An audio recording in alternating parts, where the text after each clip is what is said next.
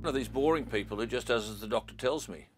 So I was told to take a blood test, a PSA test, and the PSA test obviously established in the minds of the doctors that I had a problem. So I got a call and they told me I had cancer. Well, look, I'm most probably different from a lot of people, and I really sometimes marvel at the extent to which people become their own doctors. I'm not one of those people. So I was put in contact with Professor Stricker, who is a world-class surgeon in all of this, and he sat me down, and I remember at one stage in the conversation I went to ask a question. He said, told me something like, "Keep quiet, I'm not finished yet," or words to that effect.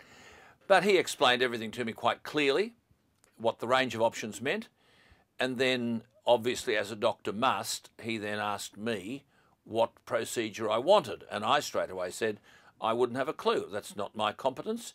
I trusted him. I knew he would advise me as to the best procedure given his knowledge of my circumstances, and so I accepted his advice. Well, I had the invasive robotic surgery, and I was perfectly happy about that. I mean, one of the reasons I believe was that my prostate was very big, and so he advised me on the appropriate form of surgery consistent with my particular circumstances.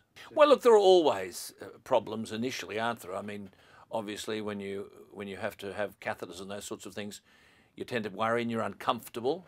But all I can say about the recovery is it was perfectly consistent with what Dr. Stricker told me. In other words, the nature of the care was first class, the knowledge of the care was equally first class, and there weren't too many inconsistencies along the way in terms of what they led me to believe was going to happen and what subsequently did happen.